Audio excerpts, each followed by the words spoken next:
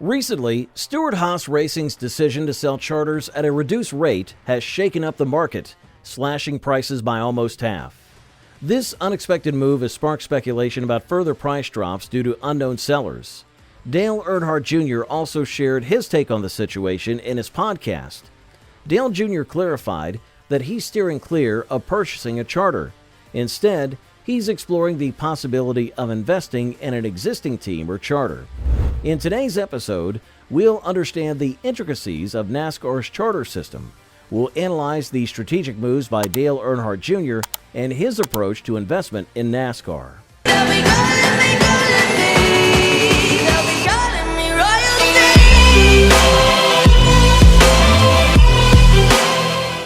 The move has sent ripples throughout the industry, potentially altering the value of charters across the board. The sale of SHR's charter to Front Row Motorsports for an amount between $20 to $25 million marks a nearly 50% decrease from the previous year's sale prices. This drop is attributed to SHR's strategy of releasing 4 charters simultaneously, which increased supply and, as a result, drove down the price per charter. The implications of this are far-reaching, as it sets a new precedent for the value of these coveted racing assets. Adam Stern's report in the Sports Business Journal sheds light on the current dynamics of the charter market. It appears that SHR might not be the only team considering the sale of a charter. This revelation is surprising, given the widespread belief that most teams are looking to acquire, not sell, charters. The potential influx of charters into the market from other teams could further depress prices, making it a buyer's market. Front Row Motorsports' acquisition of at least one SHR charter indicates their intent to expand.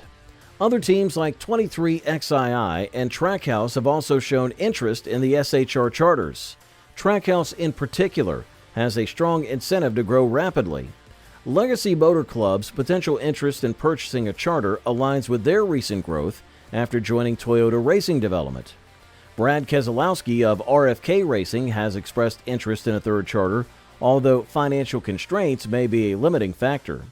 Several teams, however, seem unlikely to sell.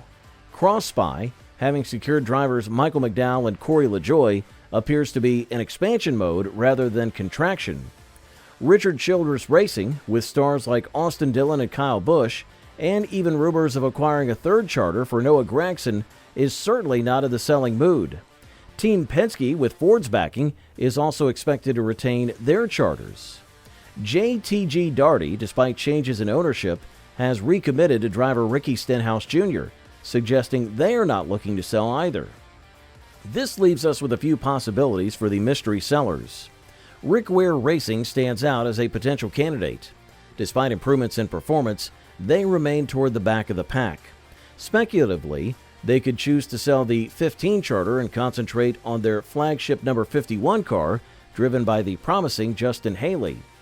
At the heart of these discussions is the Ware family, with Cody Ware at the helm navigating the challenges of securing a spot for his son in select races. Similarly, Colleague Racing, led by team president Chris Rice and owner Matt Colleague, has been adamant about their independence. Despite rumors, they have consistently denied any plans for merging, hinting instead at future developments that could bolster their competitiveness.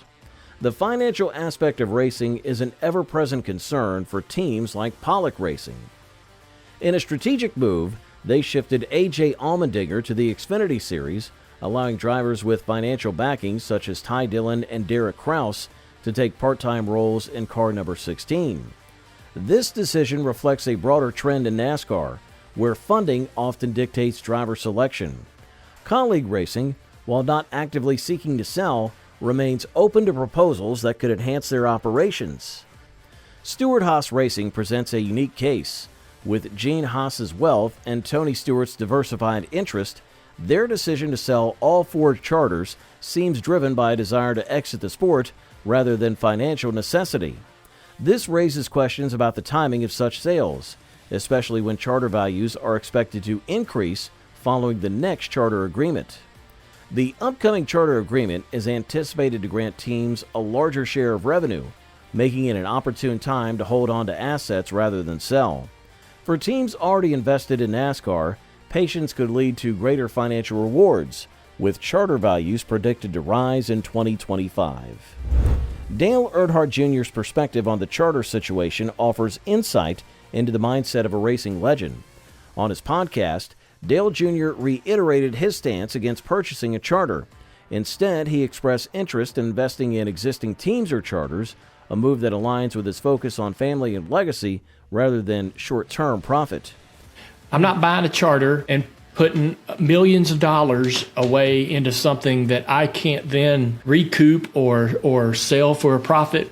I feel like that would be wrong of me because of our legacy and my last name to buy into a charter, then turn around and sell it a couple years later and try to reap a profit. If you're going to get into this, you got to get in with commitment, not for the money, not for the potential. We've always raced to go win a race and compete, not thinking about it as a way to profit. And so I can do that with other investments or whatever for my girls. Me and Kelly had talked about getting into it, and we've seen some opportunities to do that. They didn't work out. We've had a lot of conversations with everybody, and we're still talking to people.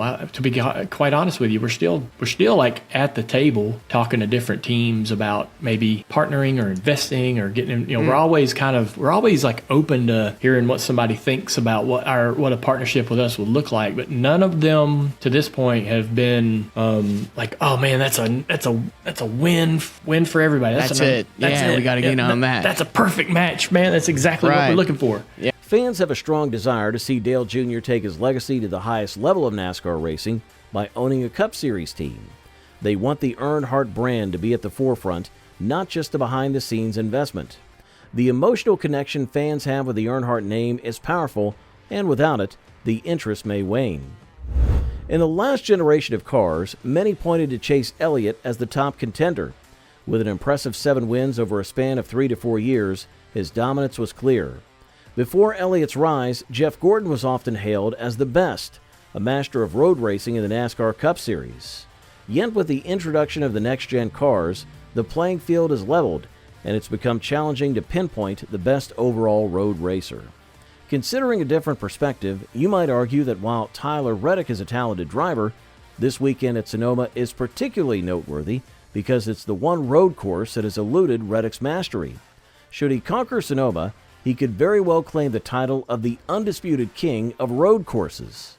Excluding his Sonoma races, Reddick boasts an average finish of 4.5 in the Gen 7 era.